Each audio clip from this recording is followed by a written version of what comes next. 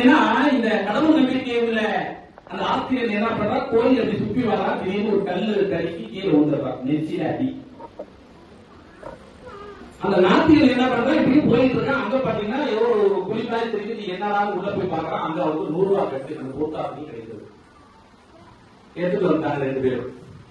நீ என்னடா கடவுள் கும்பிடுற, கோயிலுக்கு போனா இப்படி நெச்சில கட்டு போட்டு வந்திருக்கியாரு இவன் சொல்றான். அவன் நான் கடவுளை ஒண்ணு கும்பிடுறதுல எதாத்தான் போனா அங்க 100 பொட்டாசு எடுத்துட்டு வந்தேன் அப்படின்னு. 2 பேர்களுக்கும் ஒரு பெரிய குழப்பம்.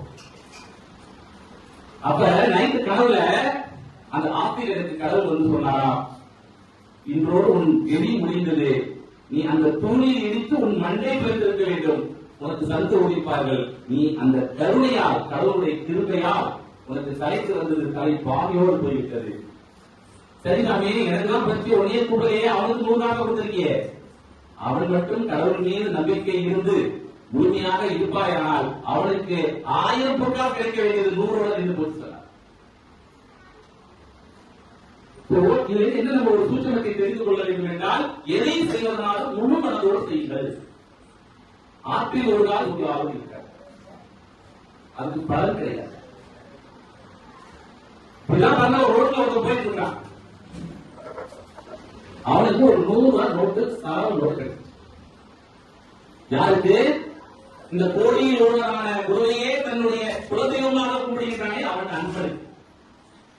அவன் என்ன செய்தான், அந்த 100 ரூபாயை எடுத்தான், நல்லா சாப்பிட்டா, 70 ரூபாய்க்கு சாப்பிட்டா, 30 ரூபாய்க்கு பழத்தை வாங்கினா, சபைக்கு போனா, குருநாத்தை வச்சா, எல்லாருக்கும் பிரிச்சு கொடுத்து சந்தோஷமா வாழ்க்கையை கிடைக்கும். இன்னொருத்தவங்க வந்தான், அவன் நம்பிக்கை உள்ளவன், ஆற்றில் ஒரு கால் சேற்றில் ஒரு காலத்தை இப்படி நடந்து வரான். பாத்தீங்கன்னா அங்க ஒரு 99 ரூபாய் ஒரு கட்டு எடுத்துட்டான். எண்ணி பாக்குறான் 99, மறுபடியும் ஒரு ஆள் இருக்காரு, அதுக்கு பலன் கிடையாது. இப்படிதான் பண்ண ஒரு ரோட்ல ஒருத்தர் போயிட்டு இருக்கான், ஒரு போலீஸ்காரர் வந்தாரு, 1000 ரூபாய் காரணம் சொல்றாரு, நீதான் வச்சுக்கிறேன். இதுதான் இதிலிருந்து நாம் ஒரு பாடத்தை கற்றுக்கொள்ளும். அவருக்கு 100 ரூபாய் போல் அந்த பச்சை கண்ணாடியை போல் நமது சத்குரு நமக்கு கிடைத்துள்ளார்கள். அவரை குலதெய்வமாக வைத்து அவர் மீது உறுதியான நம்பிக்கை கொண்டு அவரையே எரி என்று அவரை சரணடைந்தால் அவர் நமக்கு என்ன செய்வார்?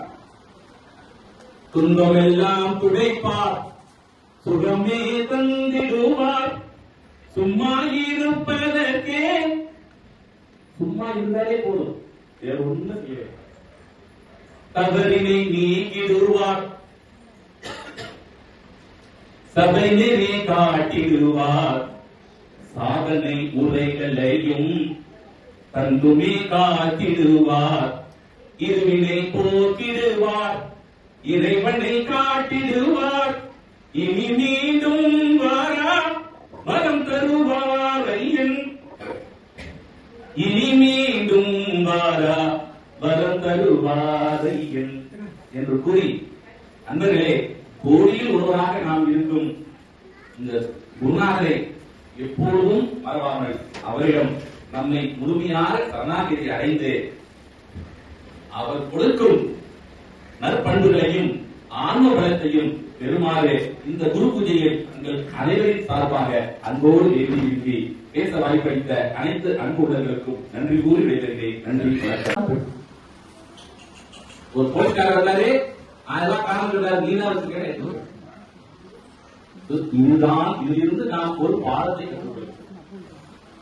அவருக்கு 100 ரூபாய் போல் அந்த பச்சை கண்ணாடியை போல் நமது சத்குரு நமக்கு கிடைத்துள்ளார்கள். அவரை குலதெய்வமாக வைத்து காமராஜன் அவர்கள் பேசினாங்க. எடுத்து என்ன சொல்றாரு, பாடிட்டு இருக்காரு. குருநாதரை ஏன் நம்ம வணங்கணும்? குருநாதரை ஏன் நம்ம வணங்கணும்? கருவில் வந்து உமை ரசித்து கருவார்ப்பு கருவில் வந்து உமை ரசித்து கர்ம பூமியில் ஜனிக்க கட்டளையை அனுப்பியவர் தந்தையடா. அந்த எப்பெருமான் தந்தை அவர்தான் கட்டளைக்கு அனுப்பிச்சிருக்காரு. அதனால வணங்கணும். கைமாறு கருதாது கடைசி வரை காப்பதற்கு, கடைசி வரை யார் காப்பாற்றுவார்? நீதான் காப்பாற்றுவார்.